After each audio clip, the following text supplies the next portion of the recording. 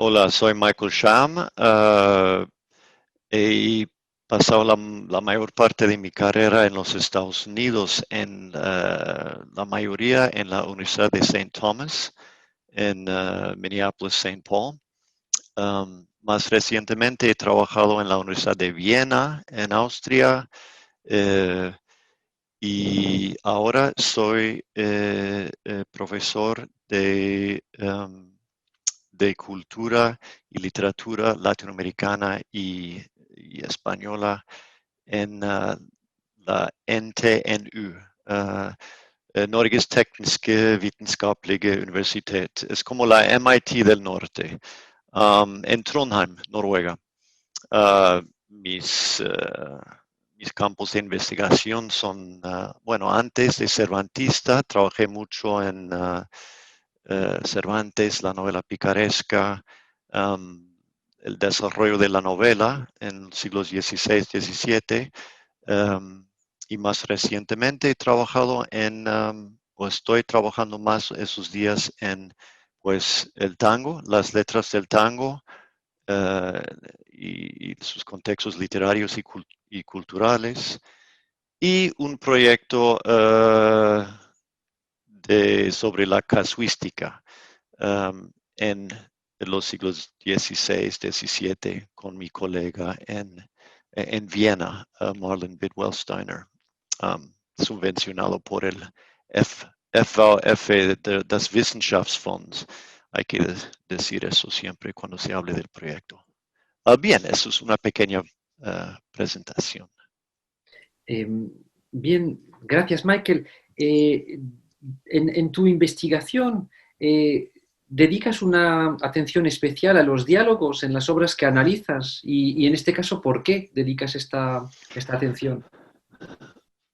Bueno, claro, debido a mi concentración en Siglo de Oro, el diálogo es inevitable casi, ¿no? Y resulta una perspectiva, una óptica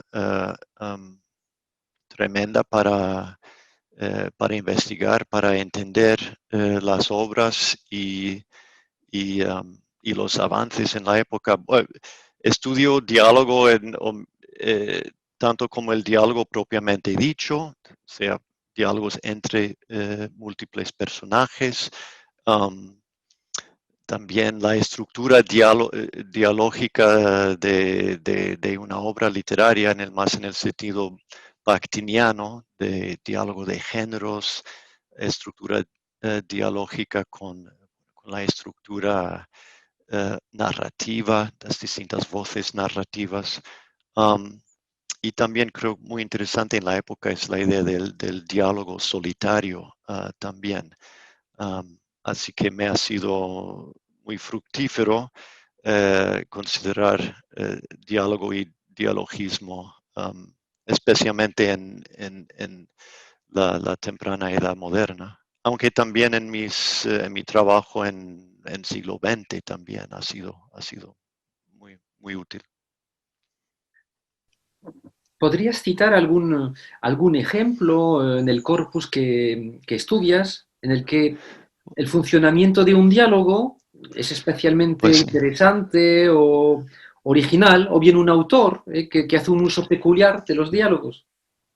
Pues sí, bueno, hay tantos ejemplos, pero para citar uno un poco curioso para mí que no esperaba, por ejemplo, en la casuística.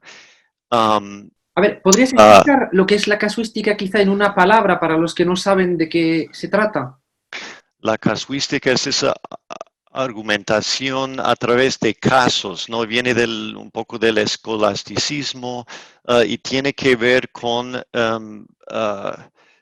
los confesores y los penitentes en el siglo XVI y antes, eh, cómo relatar y cómo juzgar los pecados, y también como una manera de pensar de cómo resolver dilemas, uh, uh,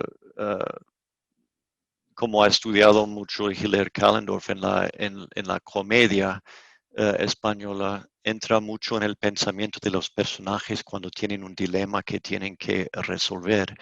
Um, Difícil explicar la casuística en Claro. una palabra, pero No, pero um, queda claro, no, no, y claro, entonces se ve sí. bien el vínculo porque hay diálogo, confesor penitente, pero dialogismo también con casos anteriores, ¿no? Alusión a casos pasados para juzgar un caso presente. A ver, quizá lo vas a explicar. Sí, sí, en ese sentido también, pero lo que me sorprendió un poco fue de que si se ve la proliferación de manuales de confesión en la época, hay muchísimos escritos en castellano, no en latín, para mayor diseminación. Hay títulos, muchísimos títulos como Manual de Confesores y Penitentes, ¿no? Eh, Norte de Confesores y Penitentes, Aviso de Confesores y Guía de Penitentes. Entonces, no es simplemente para que los curas puedan juzgar mejor las transgresiones en el confesionario, tomando de casos anteriores y todo eso, sino que sugiere que también los penitentes tienen un papel activo, es decir, casi como un diálogo entre el confesor y el penitente. Entonces, una dinámica mucho más, no solo de una autoridad que juzga, que pasa juicio a un sujeto, sino uh, una comunicación recíproca, que es especialmente en las etapas más avanzadas de la casuística, lo que se llama el probabilismo. Eso es cada vez más común y ahí reside parte de la modernidad de la casuística, ¿no? Um, Porque realmente es una dinámica, una comunicación más recíproca entre no solamente un, un penitente que es sumiso a una autoridad, sino que tiene parte en el proceso. Y bueno, otro aspecto importante es la idea del examen de conciencia con la casuística, que implica cierto diálogo interior en que el penitente tiene que examinar su propia conciencia um, y, uh, y, y de esta manera cultivar una especie de diálogo interior, que es un concepto que se ve, que me interesa en otros ámbitos, otros autores también. Bien, y en el ámbito del tango, que también conoces bien, ¿hay diálogos a veces entre personajes o no suele haber? Sí, es muy curioso. Se puede hablar de la guardia vieja, de los de los tangos tempranos, que son monólogos, ¿no? Finales del siglo XIX, principios del XX. Um, Tangos de compadritos, el taeta, por ejemplo, ¿no? Yo soy el taeta de Barracas, soy el más fachinero, ladino, compadrito, ¿no? Un tipo ufanándose, o el porteñito de Villoldo. Um, yo soy el porteñito, no hay ninguno que me iguale en enamorar a mujeres, soy terror del malevaje. Este hombre duro, el compadrito, jactándose de su habilidad con el baile, con las mujeres, con el cuchillo, eh, muy monológico. Y fueron los tangos favoritos de Borges, realmente. Y él trazó una línea desde esos tangos tempranos de compadritos hasta Beowulf y Aquiles, diciendo que es toda una traducción épica, heroica, en que esta postura masculina de ufanarse es una característica principal y positiva. Y él prefería estos tangos tempranos de peleas de cuchillo en Palermo Viejo. Um, Luego lo que pasa en 1917 sale una canción de Pascual Contursi, Mi Noche Triste, que en lugar de eso yo soy el tío más duro, etcétera, etcétera, dice, percántame que me amuraste lo mejor de mi vida. Empieza así, Carlos Gardel lo grabó y así se hizo famoso. Y no es exactamente un diálogo, pero ahora la voz masculina se dirige a otra persona, a una mujer. Entonces, vemos aquí casi una dinámica dialógica, una interlocutora por lo menos, y eso abre todo un espacio interior en las canciones. Y hay un nuevo tipo masculino aquí, muestra su sufrimiento, es vulnerable, habla de sus sentimientos. Y esto se hace muy común en el tango hasta cierta exageración, un sentimentalismo lacrimoso, que se podría decir.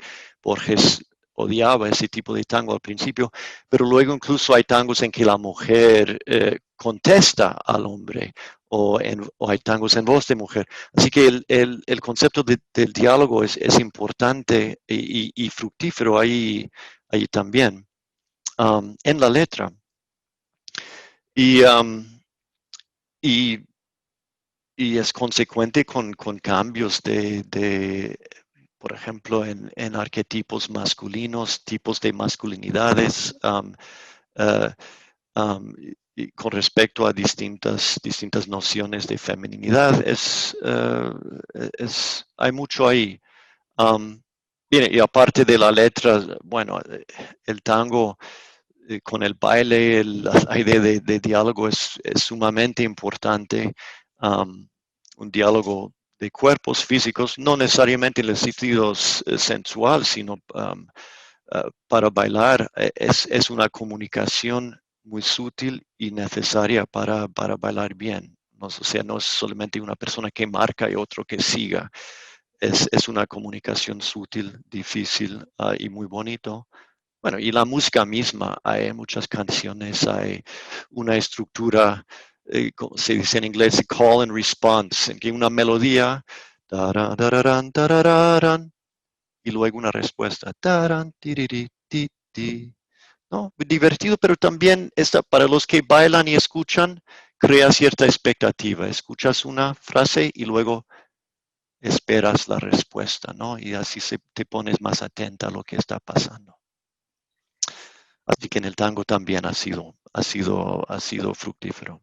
Sí, ya lo veo, ya lo veo. Y precisamente escuchando lo que me estabas diciendo, pensaba que no solo pues los tangos que has citado, algunos de ellos, no solo hay diálogo en ellos o monólogo dialógico, sino que hay dialogismo, ¿no? Un diálogo con varias voces, varios niveles sociales, literarios, no sé. Y esto me lleva a otra pregunta entonces, que no sé si podrías citar una obra en tu opinión, especialmente dialógica.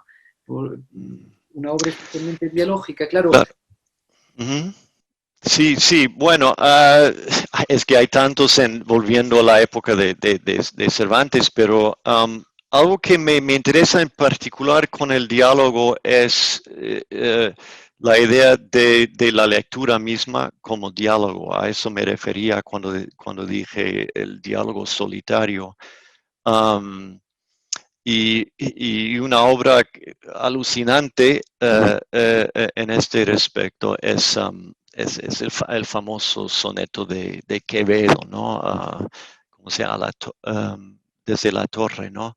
Eh, y voy a intentar citar unos versos, pero fíjate en lo dialógico, um, lo dinámico que es, describiendo una persona solitaria, en soledad, pero que entra en diálogo con el acto de leer, ¿no?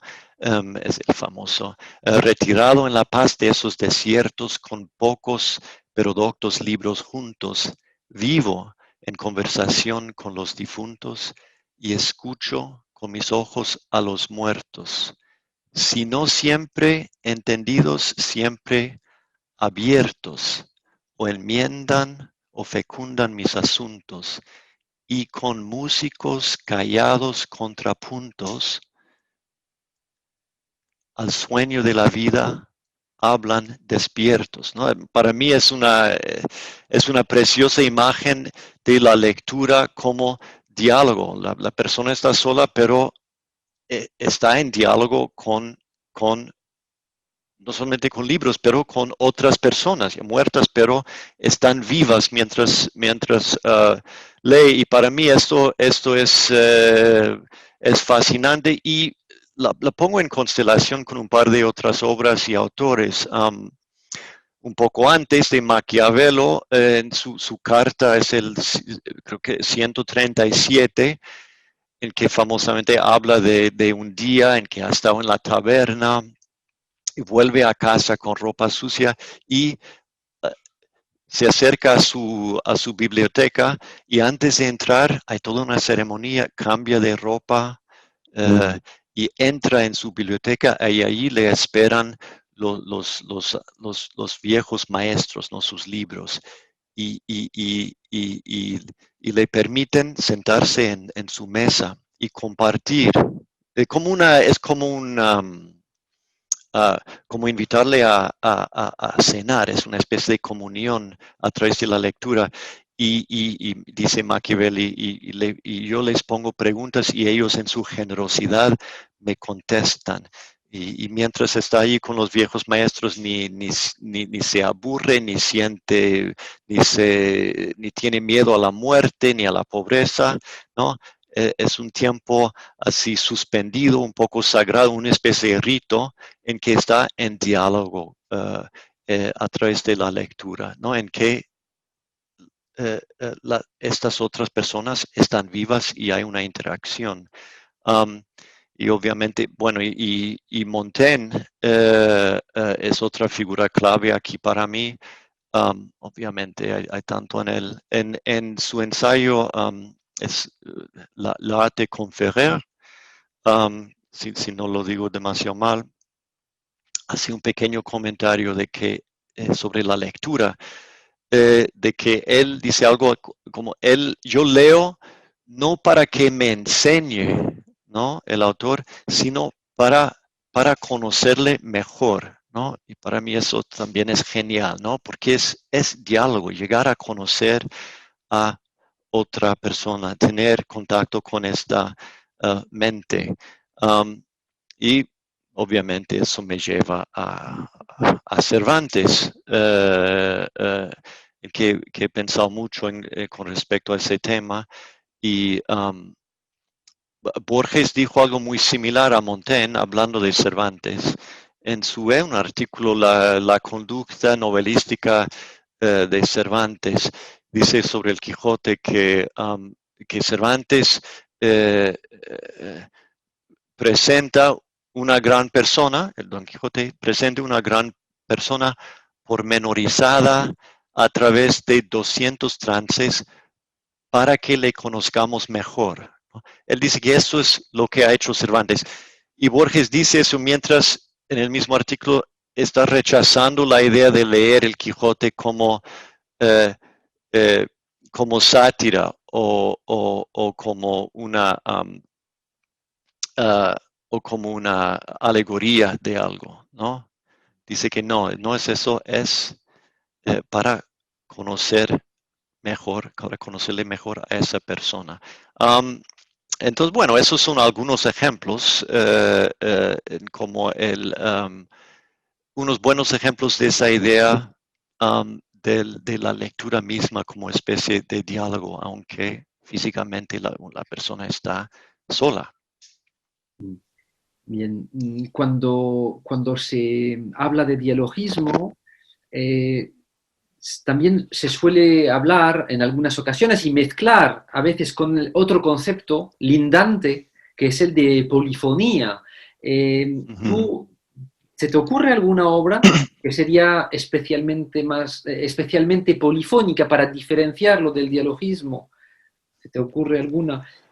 Sé que se suele Sí. poner, por ejemplo, para darte un ejemplo, quizá para aclarar mi pregunta, se suele oponer a veces el Quijote más dialógico con el Guzmán de Alfarache más polifónico, en el sentido en que existe una mayor jerarquía entre los puntos de vista, en que se supone que hay una mayor intencionalidad, que la pluralidad de voces oculta una Ajá, intencionalidad mayor, pero no sé si para ti es ajá, una distinción ajá. importante o si utilizas los dos conceptos más o menos en el Mm, mismo sentido. ujú. No lo había pensado tanto en esa manera, aunque lo que tú dices, ah, he pensado en esa idea en cuanto a un diálogo más retórico, eh, en que quizás los diálogos más antiguos, aunque no siempre, en que hay una voz dominante y los otros miembros del diálogo sirven como herramienta o como para ayudar a la voz dominante de llevarnos transmitir su mensaje en que un punto de vista domina. Entonces eso me suena un poco a lo que estás diciendo tú en cuanto al contraste entre esto y un diálogo auténtico, un diálogo más profundo en que hay compromiso, en que hay comunicación recíproca. Sí, claro, Cervantes el Quijote en particular es un ejemplo fascinante. Otras obras suyas, obviamente, el Cloque y los perros, um, la ilustre fregona, en que hay, eh, no sé, es curioso porque a veces hay como yuxtaposición de géneros o de convenciones de géneros, y no sé si se puede hablar exactamente de diálogo, um, y a veces hay verdadero diálogo entre géneros y distintas voces. Yo creo que un ejemplo interesante en ese sentido, si me permites, es en cuanto a diálogo y género, y a ver qué te parece. Eh, el episodio de Marcela y Grisóstomo en el Quijote. Y claro, Um, inspirado en la novela pastoril, probablemente, que viene que se caracteriza por una pluralidad de voces, de puntos de vista. Eh, Sí, sí, pero lo que ocurre, obviamente es muy extraño lo que ocurre. Um, es una especie de episodio pastoril, um, pero como han dicho algunos muy bien, Alben Forcione escribió sobre eso y otros también, explora distintos aspectos, o no, pone distintos aspectos del género pastoril casi como en diálogo, pero es un diálogo fracasado, ¿no? Grisóstomo y sus partidarios adhieren a un concepto de pastoril amoroso, erótico, ¿no? Que está muriendo por amor, bueno, murió por amor por Marcela, la bella ingrata, ¿no? Es la acusación. Y hay poemas de esta índole en el episodio y de repente aparece la bella ingrata y Marcela y contesta punto por punto a las acusaciones y de manera bastante fuerte, bastante convincente, que convence, ¿no? Um, pero no le entienden los otros pastores. Y ella desarrolla o expone una especie de pastoril no eróticos, amoroso, sino un pastoril de libertad individual, de salir al campo a estar a solas, ¿no? Soledades. Y, pero los otros no le entienden, siguen insistiendo, no le oyen realmente.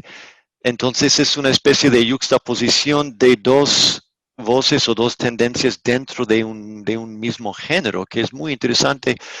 Bueno, y volviendo a la idea de diálogo con el lector, lo que hace Cervantes, que es muy típico de él, es no resuelve el episodio realmente, pero lo deja en nuestras manos, yo creo. Nosotros podemos considerarlo, decidir, contemplarlo, pero es un instante muy curioso de diálogo fracasado, que espero que venga un poco al caso a lo que estás diciendo Claro, ahora. sí, y se me estaba ocurriendo, mientras tú estabas hablando, que hay un símil con el discurso de la Edad de Oro de Don Quijote, que hay un desencuentro con su público también, aunque la diferencia es que quizá el propósito de Marcela sea más sensato que el propósito muy lírico, muy retórico de Don Quijote, pero en ambos casos hay este mismo desencuentro con su público o este mismo desfase entre lo que dice el locutor y la imposibilidad para los interlocutores de entender lo que les está diciendo. Entonces, no sé qué luz proyecta esta analogía que luz proyecta sobre el discurso de Marcela y recíprocamente sobre el discurso de la Edad de Oro, pero se me ha ocurrido al escucharte hablar, no lo había pensado de antemano. No, sí, y plantea unos temas, unas tensiones ahí que creo que reaparecen en varios lugares en la novela, ¿no? El discurso de Don Quijote sobre la Edad Dorada es muy tópico, pero habla ¿no? La libertad, eh, la cooperación, la fraternidad entre la gente, no hay tuyo y mío, todos viven juntos en colaboración. Um, Nadie fuerza a otro, no hay necesidad de leyes ni abogados y tal. Hay y, este tema luego, yo creo que sí, si esta tensión surge otra vez en Marcela y Grisóstomo, y la libertad de amar sale ahí también, creo, en el discurso de Don Quijote. Entonces Cervantes para decirlo así, problematiza bastante en el episodio de Marcela y Grisóstomo. Y luego, obviamente, es después, cuando Rocinante huele a la yegua Las y yeguas. quiere las yeguas y ¿qué pasa? Queda enamorado, quiere, quiere, ¿cuál es el verbo que usa? Refocilarse. Sí, algo así. Sí, se pone muy amoroso, que no es el decoro del personaje de Rocinante. Normalmente es muy pacífico, pero ¿y qué pasa? ¿Le rechaza? No hay ninguna libertad amorosa aquí Ya los ciancueces, ¿no? Con los y palos, ¿no? Rocinante, sí, queda mal parado Rocinante. Pero es otro eco temático de esa tensión y se ve en muchas otras partes también, creo, sí. Entonces, si hay ¿no? un diálogo auténtico ahí, por lo menos um, pone voces y temas que luego aparecen en distintos contextos, claro, para el lector, para nosotros, es muy sugerente, nos obliga si leemos con cuidado, a considerar eh, eh, esas ideas desde varios ángulos, ¿no? Que es una cosa que el diálogo puede, puede ofrecer también, eso de ver distintas perspectivas y de darse cuenta de su propia subjetividad también, que creo que es algo fundamental en cuanto a la modernidad del diálogo. Sí, vamos a seguir un poco partiendo siempre del Quijote y ampliando, abriendo un poco el debate. Yo quería proponerte una cita de Bakhtin que es bastante famosa, que dice lo siguiente, como punto de partida para una pregunta. Bakhtin dice lo siguiente, hablando del Quijote especialmente, en la novela deben estar representadas todas las voces socioideológicas de la época. Dicho de otra forma, todos los lenguajes, incluso los menos importantes. La novela debe de ser, la novela debe ser un microcosmos de plurilingüismo. Así formulada, esta exigencia es en efecto inmanente a la idea del género novelístico, que determinó la creación y la evolución de la principal variante de la gran novela moderna, empezando por el Quijote. Entonces, esto me lleva a preguntarte cómo se articulan, en tu opinión, las nociones de dialogismo y de modernidad de las que vincula aquí Bakhtin en su cita. ¿Cómo se vinculan dialogismo y modernidad entendido en el sentido modernidad de los historiadores, es decir, el siglo XVI, XVII? No sé si te ocurre alguna respuesta. No, pues sí, yo creo que algo fundamental ahí y que lo que está señalando Bakhtin es que lo que una cosa fundamental que puede hacer el diálogo es eh, mostrar los límites de un discurso, ¿no? De un discurso puede ser un discurso genérico, puede ser de uh, un discurso social, um, y, y, y de obligarnos a darnos cuenta de la subjetividad de cualquier discurso. Por ejemplo, ¿no? Cuando mezcla eh, la épica con o la novela caballeresca con la novela pastoril, con elementos picarescos, elementos folclóricos de Sancho Panza, proverbios y todo eso. Um, con toda esta mezcla, eh, quizás no haya una voz, un discurso dominante, entonces se ve los límites y las virtudes de los distintos, de las distintas voces. Y yo creo que eso tiene mucho que ver con ese sentido de modernidad, no solamente porque contribuye a lo que llegamos a entender como la novela moderna, um, um, sino también por contribuir a un nuevo sujeto, un sujeto moderno que es consciente de su propia eh, subjetividad y, y, que es consciente de la posibilidad de ver las cosas de distinta manera. Um, Obviamente hay muchas otras cosas que ocurren en la época que son consecuentes con eso, ¿no? Ideas sobre eh, el anamorfosis, por ejemplo, en la pintura, la idea de que hay una manera de ver y entender una cosa desde enfrente o la manera convencional de ver una pintura, ¿no? Como los ambassadors los embajadores de Holbein, por ejemplo. Pero vista de otro ángulo, hay otro significado, ¿no? Esta imagen borrosa en el centro que es la calavera, la muerte. Um, yo creo que el diálogo puede conseguir algo similar, el diálogo auténtico, ¿no? En que puede ir en una dirección no esperada, llegar a conclusiones sorprendentes y en algunos casos quizás llevar a un sentimiento de relativismo también. Y que todas esas cosas que sea interioridad, subjetivismo, um, etcétera, que se asocian con la modernidad um, y que se puede decir que realmente surgen en esa época.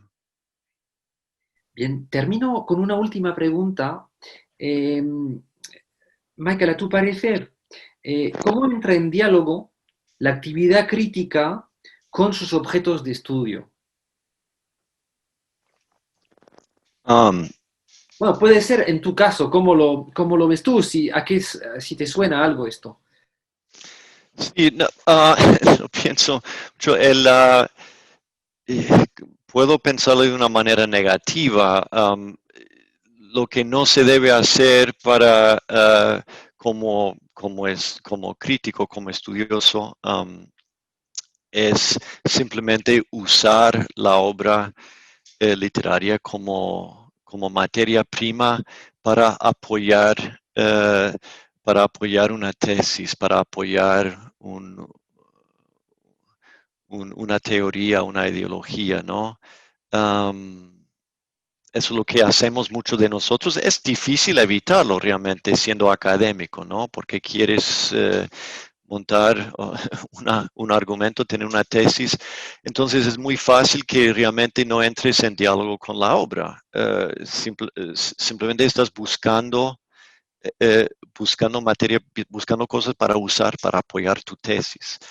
Um, y es importante intentar evitar eso y realmente leer con como Montaigne y Maquiavel y Quevedo,